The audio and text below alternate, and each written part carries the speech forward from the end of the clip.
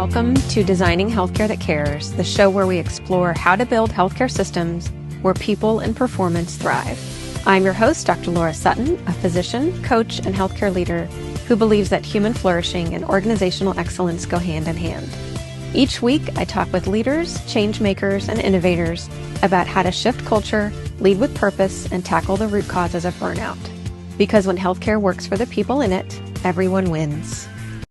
Welcome to the Designing Healthcare That Cares podcast. I'm super excited to have my guest today. She's a return guest.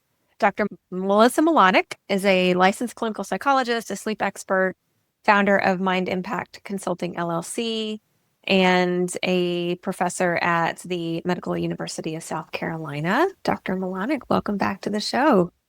Thank you so much. It's an honor to be invited back. I'm excited to get to talk with you again. Yeah, so if you missed part one of our discussion, it was phenomenal, and we finished it. We'll put the link in the show notes. We said we have to come back and do a part two because there's so much more to talk about with sleep. And we were just, again, talking about what is going to be helpful to you all, the audience, in a healthcare environment. And we don't want to rehash part one, but just, again, a reminder that sleep is necessary. It's a biological imperative. It's not a luxury, and a lot of us wore this lack of sleep as a badge of honor. So I definitely want to dive in, just thinking about the people that I serve as day-to-day clinicians, but also clinicians in leadership roles. And I see this so much in my previous role as a physician leader, as a medical director, what was modeled for me, and then really thinking about what's the impact on what I'm modeling for other people.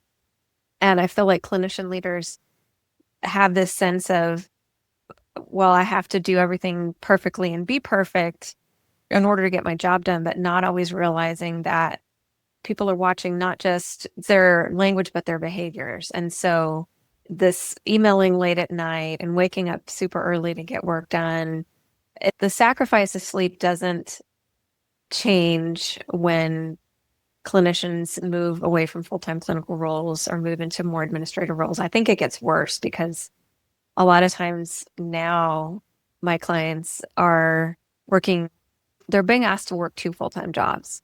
And you're in academia too. I'm sure you see this among academicians too, with your clinical work, maybe your research and education. I see you nodding. And so how does a busy clinician leader prioritize sleep amongst everything else that has to get done? Well, I'm nodding for a few reasons because I think that you see for the leaders, right? So when someone is doing mostly just direct practice, there's a bit of this understanding, okay, they're going to have night shifts and they're going to need to be able to rest and sleep. And I think sometimes when you move to a leadership role, your desk job, and you're not, just because you might not, but as a leader, you often are still on call. Living here in Charleston, they're the person getting the call when the hurricane is coming through or what's happening with the weather. And you're still on call, or you still get the emergencies or the crises, but now it's across all different areas and you have to constantly be on. So I think that there's that shift of you may not be in an actual patient room, but it's not like the on-call shuts off. And then on top of that, the stresses and feeling like you're responsible for even more people and more administration and feeling that weight, the higher up you go, the more lonely it can become and the more of that pressure that you feel. And so as you're taking more and more on, because either you can't share that information or you're having heavier things, now you are taking that home with you in even different ways. So you go throughout the day, you're busy, you don't have a moment of downtime, and then you climb into bed and that's when your brain just takes off, because when did you have time all day to stop and to process? Yeah. So true. And you mentioned the isolation, and this is something that I certainly felt, and I see it in my clinician leader clients. And it's something that I work really specifically with clinician leaders on. And I was in a peer group once, and now I was tapped to be in this leadership role. Now my peer group are reporting to me. I can't go to them the same way that I used to and talk about some of these things because they won't understand. And they think I've sold out because I am now in this administrative role. I'm not as active in patient care, all of these feelings that come up. And so this isolation is really, really key. I talk about it a ton in my clinician leadership compass course. And I created that so clinician leaders didn't feel so isolated, because that in and of itself leads to burnout. But then there's the overwhelm and the fatigue and the frustration. And then you mentioned something really key too. I don't know if you meant it this way, but these things that come up for clinician leaders that they can't talk about. And so I don't know if you meant that as like, will they hear things that are confidential, or they're having discussions that are confidential? But that's true. That's so true. I led our peer review process for years in my previous role, and I was in closed door meetings about things that I couldn't share with anybody else except for other people in the peer review. But I'm not going to call them up at 10 o'clock at night. So what am I going to do? Roll over to my husband and be like, hey, this thing happened. Like, I can't talk about this kind of stuff. But that's it. When you had the peer groups, at least you were able to process, and you had a tough case, or you had something that was going on. And we know that as we're talking about, how do we be able to shut our brains off, and how do we are able to rest? We have to get our physical bodies to be able to relax. We have to get our brains. Our brains are designed to process. They take everything that happened throughout the day, and we need to do something with it. But if you can't share it, either one, it's confidential and you can't share it, or the people that you would normally share with don't understand it. I also have a lot of my leaders that don't want to share because they feel like that somehow makes them seem weak. Yeah. And that they're not adequate for the role, or they don't want to ask the question, or they don't want to share that something bothered them, because they're people, they need to be tough because, there's all these different realities, and also self-imposed realities, that all that plays out. And now where does it go? Yes. I see that so often in my clients and clinician leaders that I work with, that there's this tough it up mentality that is part of our training, and we're rewarded for it when we're trained, right? We're rewarded not to ask for help. And if you ask for help, it's a sign of weakness. And then you put that same clinician in a leadership role, and part of their success as a leader is to ask for help and to talk with others and delegate. Then now you're triggering their nervous system.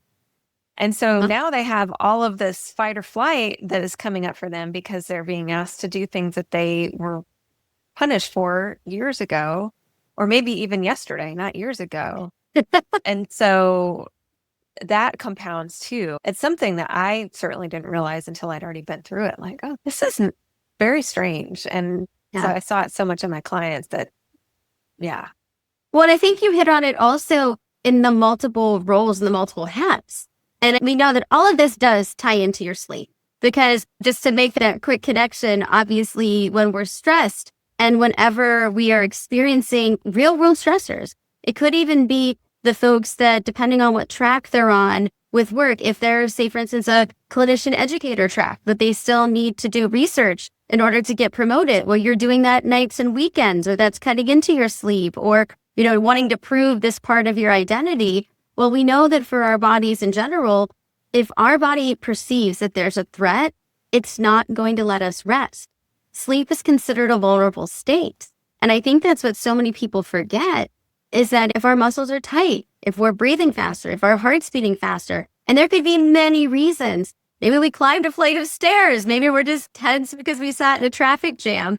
But based on what's going on with our bodies and going on with our brains, if we hit a certain threshold and our brain thinks, ooh, this is similar to that fight or flight response, or when it's like this, usually something's wrong, I can't let her rest, then all of that we're trying to do, we don't even realize how it reduces our ability to fully rest or to fully relax. Like I think we talked about last time, you can have the kettle that's boiling and bubbling, and if you turn down the burner and it goes to simmering, yes, it's dropped. But simmering is very different than turning off the burner and really cooling down.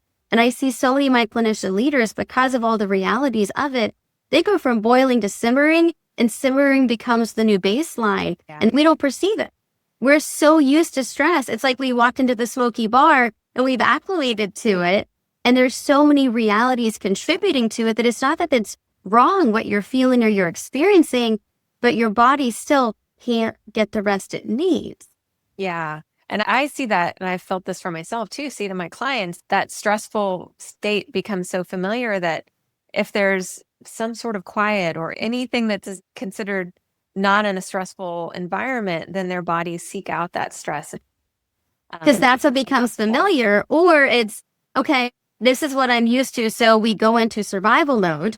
Yeah. And that's when it's, all right, I know I need to be awake. I know I need to be focused. We're all just going to live on our coffee and let's have our energy drinks. And people boast of having the 2 espressos at night, but then they can fall right to sleep. Or, you know what, I'm stressed. Well, I'm going to have a couple drinks and I'm going to relax. And we actually see that for a lot of our leaders, that there are more social events. They are required to be networking and to talking with folks. And there's many more opportunities where it's not just long day, you go have a drink with friends for happy hour to relax. It's more like I'm doing 3 and 4 social events every single week and meeting with donors and meeting with these people. And so it almost becomes just a part, again, of the routine.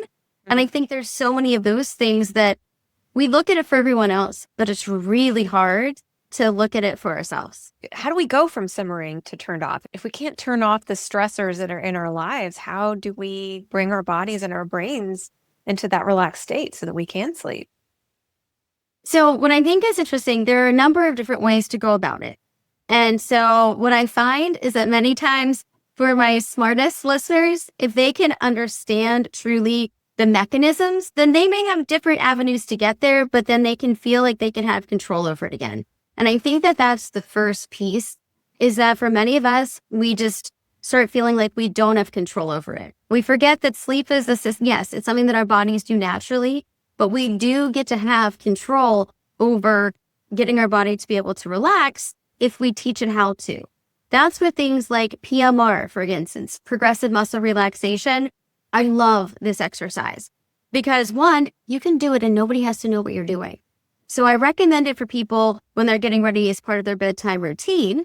And we know that that's a really important piece because if we don't have 2 or 3 things to trigger our brain and our body that it is time to sleep, it's never going to relax because we're used to functioning at this high go, go, go speed. And our brain is trying to process and our body is ready. We have to have these, what I call sleep triggers, for our body and brain to know the when. And then how we create those triggers was something like PMR. When you overly tighten a muscle and then you quickly release it, let's think about the mechanics. You fatigue it and then you quickly release, it elongates the muscle. It relieves tension. It helps increase circulation. There are things like that we can do head to toe in less than 5 minutes.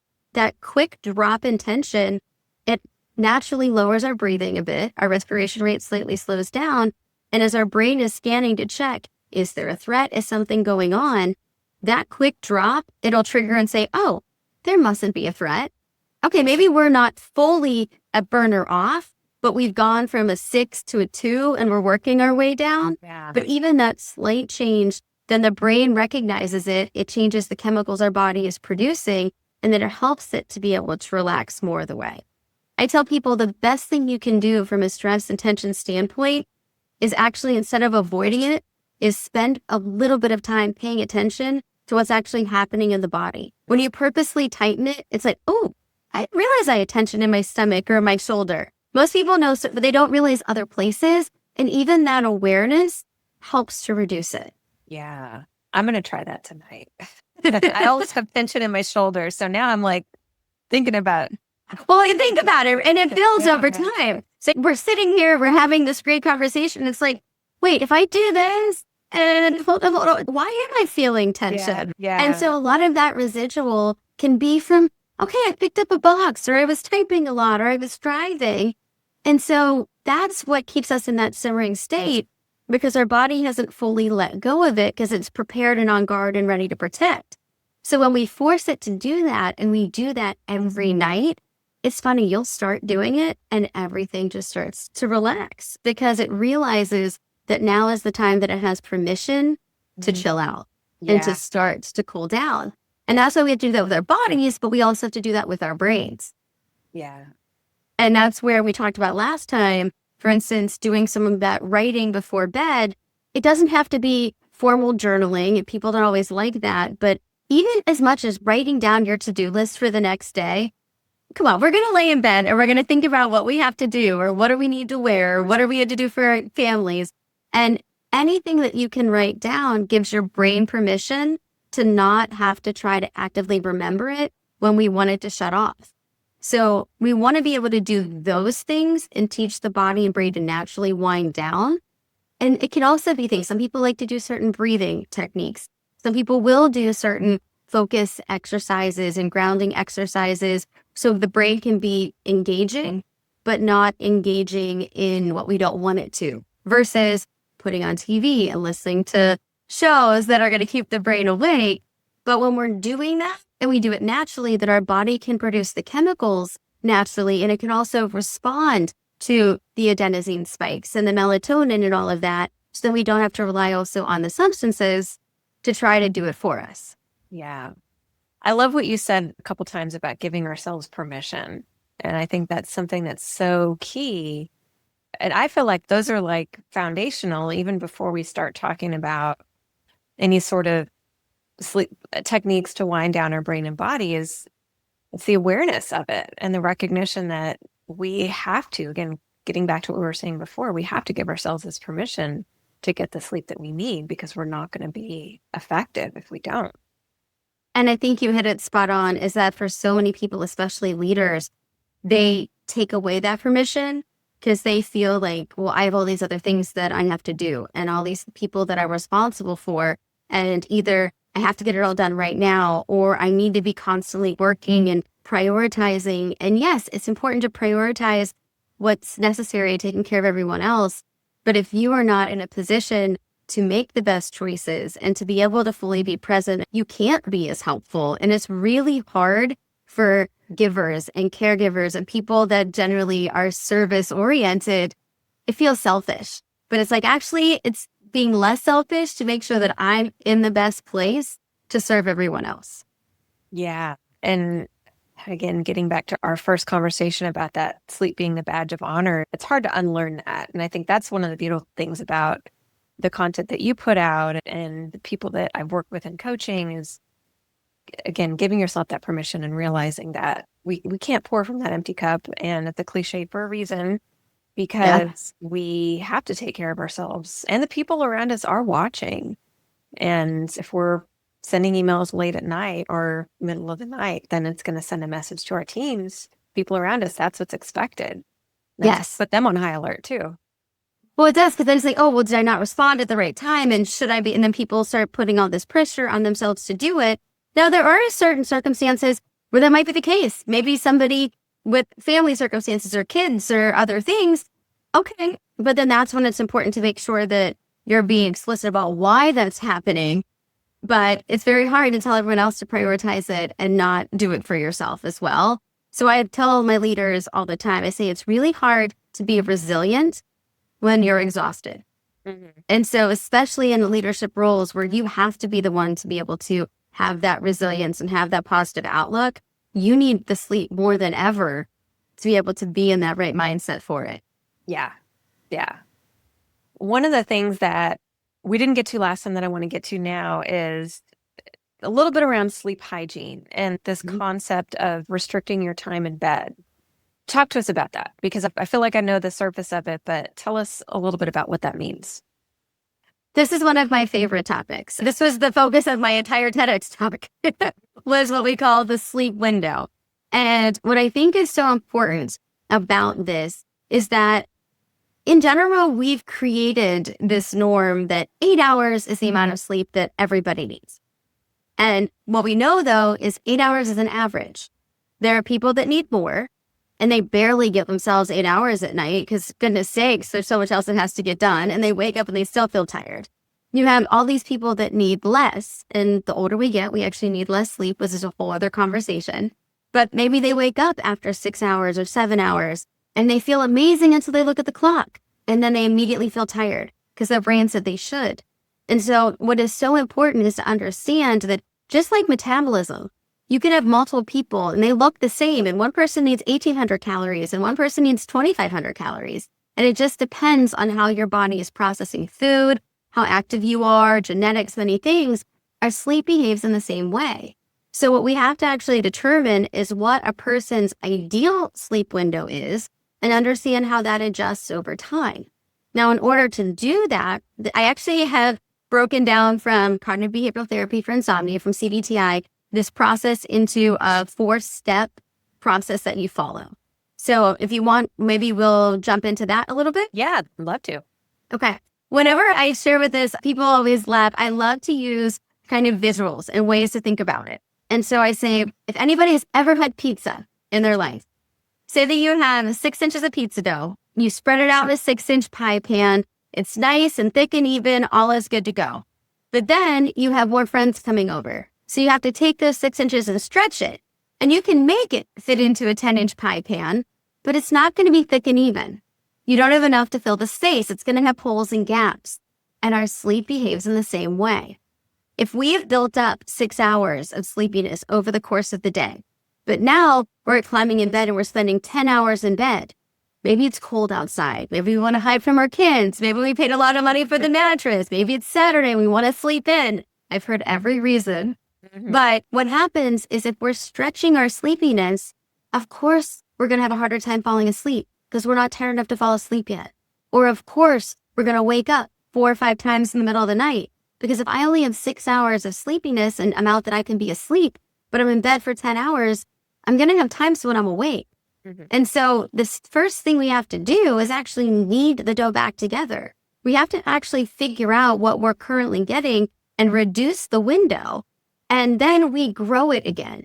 And the reason that that's so important is that every time we wake up throughout the course of the night, our body has to reset on the process that it goes through for sleep. And we know that at the beginning of the night, we see more of our body healing and repairing itself. And then later in our sleep, in the early morning hours, it's more time spent with our brain healing and repairing itself. But we have to get there. And so every time we wake up, we start over and go back to the beginning. And how this ties into that 4-step process is that for a lot of people, they're saying, well, but I need more time to be in bed because it takes me forever. I wake up so much. And so it seems counterintuitive. But when you actually shrink the window to what you're currently getting, now your brain learns very quickly. If I don't sleep when she's letting me, I'm not going to get to sleep and I need sleep. And so it retrains our brain and our body of when to sleep. So how we do this? Step 1 is we have to identify how much sleep we are currently getting.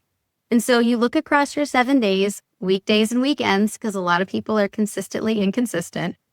And we want to figure out the average. So if you're in bed and you're asleep for 2 hours and you're up for 2 hours and you're asleep but awake, only take the time that you're actually unconscious and asleep. And what you want to do is you're going to take that and you are going to total it up, get your average, and come up with one number. Now, if for any reason right now you're getting less than 5 hours a night on average, your new number is 5. We have to start with 5. We're not going to go less than that. But maybe some nights it's 6, some nights it's 7, some nights it's 8. If it averages out, let's say it's 6 hours. Okay, that might seem like too little, but we're going to start with reality. We can't pad the number with what we want to get or with what we think we need. And we need to remember that time in bed is not time asleep. So you don't count the time you're reading your book or watching TV or awake in the middle of the night looking at the ceiling solving the world's problems. Take whatever your number is, say it's 6 hours.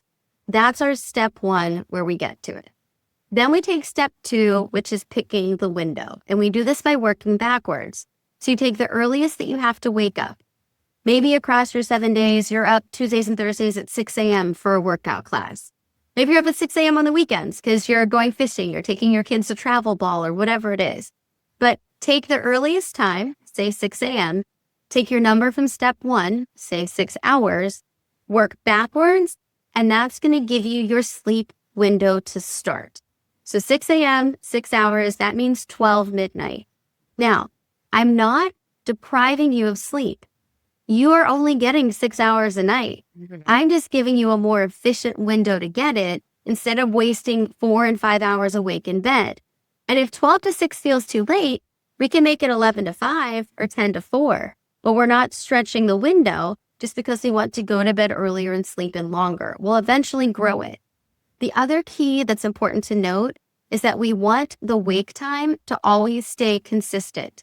And it's important because no matter what time you go to bed, if your brain knows when you're going to wake up the next day, then it knows how much time it has to work with. It can appropriate allocate its resources to healing the body and the brain. If it doesn't know if you're going to wake up at 5 or 7 or 10 a.m., now it's going to try to figure it out, but it's not going to be as efficient and we won't have as much effective healing for our bodies and our brain. So step 1, what's your number right now? Step 2, what's your window? Any questions before I get to the next step? No, that sounds super helpful. Yeah, keep going. Okay. Love this. But the thing is, there's simple versus easy. Yeah. Because for a lot of people, they might say, oh my gosh, midnight feels so late. How do I stay up that late? Okay. Well, I mean, again, we can adjust it. But if you think about how much time you're staying awake in bed, let's think about what we can use those extra hours for. Maybe that's when we're doing laundry or, emptying the dishwasher, or maybe we schedule a call with a friend that lives somewhere else that we've been wanting to fit in. Maybe that's when we do our meal prep. But what happens too is when you get on this consistent schedule where you're sleeping from 12 to 6, now you have enough energy that you don't feel as tired and you're not dragging as much for those last few hours after you get used to it. And the folks that on the other end see, well, 6 a.m. is so early. But if you're waking up and you feel fully rested, there's so much more that you can get done in your day. Yeah. And if you want it to be later, like instead of 12 to 6, we could even make it 1 to 7. It depends on where you're functioning. And if you are the person that's working a lot of night shifts, maybe we do move it. Like my folks that I work with that are leaders in hospitality industries and pilots and other industries, sometimes their sleep window might be 2 to 9. It just depends on where it fits for you and your body and what you can keep as consistent with as possible. So step 3 is the trick that we're going to stick to that new schedule for 7 days. And the way that I look at it is anybody can do anything for 7 days. And if you haven't slept well for weeks, months, and years, I'm asking for days. Yeah. We can do days. So the practicality is if 12 midnight is bedtime, you don't get in bed at 11 to read. Yeah. This is part of our sleep hygiene of the fact that the bed should be reserved for sleep and romantic activity, and that's it. When we're in bed and we're doing things other than sleeping, our brain gets confused as if it should be awake or asleep. So you can read at 11, great, but do it in the chair. Do it on the couch. This is why so many people fall asleep on the couch watching TV and wake up 2 hours later and get in bed and can't fall asleep. Yeah. Because they think that the couch is where they sleep and the bed is where they think. And also when 12 midnight rolls around, if that's your bedtime, that's not when you're reading. That's lights out, head is on the pillow, and your job is to sleep.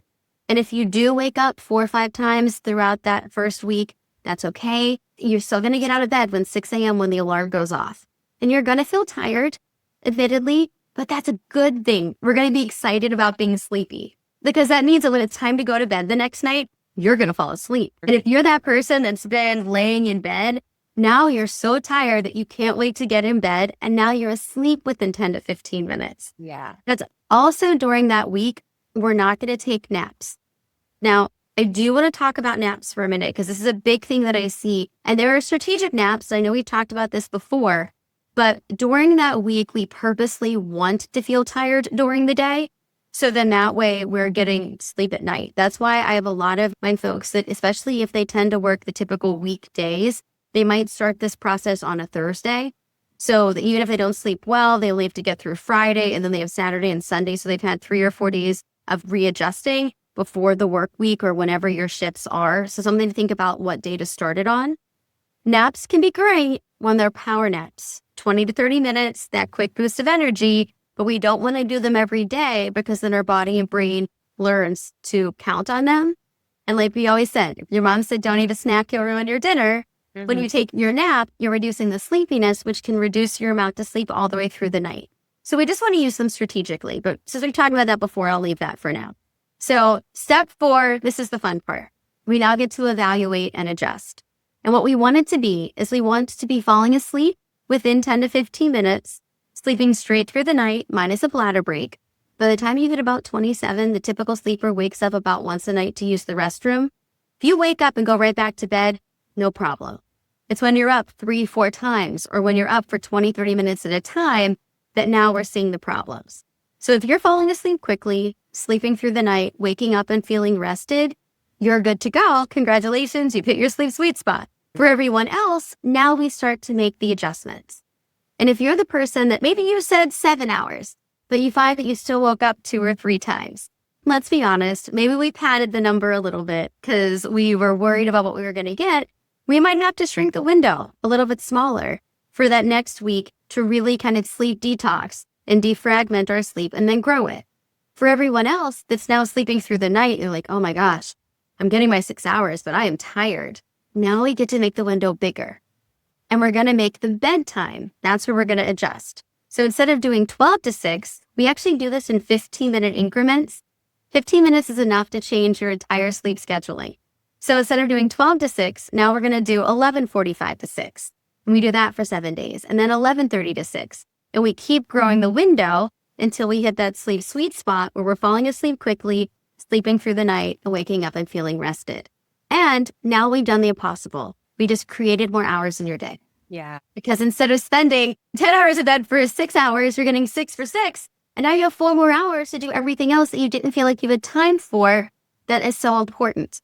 So that my only caveat that I do have to put in there is if I have anybody with untreated sleep apnea, I can't let them do that immediately because they have to wake up because their body's waking them up to breathe until we can get them treated with their CPAP or whatever else. So I do have to give those medical caveats, things like bipolar disorder and seizures. Sometimes we have to do different modifications. But for the typical sleeper, there's 80 to 90 years of research showing that if you set up your sleep window and you really get your body to learn when to sleep, everything changes. Yeah. So important and so much that you just shared there. Thank you. I mean, what keeps coming up for me the bed is reserved for sleep and romantic activity. And because there's so much tendency to well, maybe that's the only place that the kid doesn't bother us or the dogs don't jump up on the bed or, this is my spot where I sit and watch TV and eat or whatever. And I feel like I'm not a perfect sleeper, but I feel like I've been intentional about making the bed not the place to hang out and watch TV and do all those. I don't take my laptop in there. I'll read a little bit before bed, but I want my brain to know that the bed is for sleep. Yes. And I will tell people, maybe you're traveling. I have my traveling nurses and leaders for conferences and things, or depending on the situation, that if nothing else, at least be on top of the covers when you're reading or watching TV, and then deliberately shut it off and get under the covers. So again, those small little sleep triggers. I have this for a lot of my folks that are on call. Maybe they're in an on-call room and they really don't have anywhere else to be. It's okay, let me unwind my brain for a minute on top of the bed because that's the comfortable place to sit. But when I get under the covers, then that's when my brain knows. And I will have people even say it to themselves, now it's time to sleep, and do that so that they can make the modifications for reality for what's ever practical for them. Yeah, that makes a ton of sense. I hadn't even thought about that. I feel like I sleep really well in hotels. Maybe it's just because I'm in a new place. I don't know. And there's nothing to bother you and nothing else that you can do. Yeah. And usually I'm traveling somewhere where I don't need to set an alarm. So that's always nice too. What about sleep trackers with sleep? Yes. So in general, I'm a big fan of the wearables because if we're observing something, it's going to help us to make the appropriate modifications. I tell people, if you had to track for 2 weeks what you were eating, you're going to start eating healthy because you want to write down an apple and got the Girl Scout cookies. Right. But I do have about 10% of people that I don't let do it because they become really anxious about the granularity. So we have to work through that a little bit. In general, there are 2 things. So one, there are so many different devices that are out there. I usually will recommend if people can consider using devices without screens because all the flashes and all the alerts can really disrupt. Even when our eyes are shut, we can still perceive light changes through our eyelids. And when your face is that close to it and you're sleeping and now it's thinking that it's lightning or an explosion or something. So put it in do not disturb mode for your trackers. There are some that are being shown to be most accurate. There's a lot of research out there looking at things like the Oura Ring, the Whoop Band, Fitbits and Apple Watches, and then it kind of goes down the percentage to your Garmin's and things. I am cautious not to overly endorse one or the other because it depends on how consistent people are wearing it. Or you should usually wear it the same finger, the same arm, the same spot. And it's important to wear trackers during the day as well as at night because the 4 metrics that we really look at, we want to look at your sleep architecture. So we want to be able to see how much time you're spending at each stage of sleep. It's percentage that we look at versus the hour because the way our sleep breaks down. 20 to 25% of your sleep should be deep sleep with body repair, 20 to 25% REM sleep for brain repair. We want the trackers that are going to really be able to measure your oxygen levels, your O2 sats, and see, because a lot of people, it'll drop at night, And even if they don't have sleep apnea, it makes the heart have to work harder. And for the body, it can cause fatigue. There's a lot there we don't have time to get into today. And we want to be checking heart rate variability. So that's why the day and the night is really important, so we can see the much broader range, see the exercise, see the stress moments, see the calm. When it's shorter, that's usually the indication that we're at simmering and not going fully to baseline. And then within that too, we want to be able to see the number of awakenings, because pulling out of our restful sleep, because a lot of people have micro awakenings that they don't even realize. Like the dog barks or something happens and you roll over, but it pulls you out of the restful restorative sleep. So trackers are really great as long as they're being used in that way and not creating more stress. Yeah. Makes sense. Thank you so much. This went by so fast. It's so wonderful to have you on. It's just always incredibly helpful and useful information. So thank you for being here. Well, thank you for having me, and I will tell all your listeners sweet dreams. Thanks. Well, where can our listeners find you if they want to learn more about you, your work? So I have my website, my first and last name, Milanak.com, which has my sleep well guides, video libraries, there's all of the books and things on there. I am also on social media. So if individuals want to follow me, Instagram, LinkedIn, your typical channels, that direction as well, there's all different contact information. And if anybody wants to just do a quick consult, if they let me know that they got in touch with me through listening to your podcast, then I do a free consultation to at least help get them connected with services and things. That's awesome. Thank you so much. Of course. Great to talk to you. Thank you. Thanks for listening to Designing Healthcare That Cares. If today's conversation gave you a new idea or inspired you to see things differently, share this episode with a colleague and keep the conversation going. And if you're ready to take the next step in building a thriving healthcare culture, you can find resources and ways to connect with me at drlaurasuttin.com. This podcast is for educational and informational purposes only. It is not medical advice, and it should not replace care from a qualified healthcare provider. Always seek the guidance of your physician or other qualified professional for any medical questions or decisions.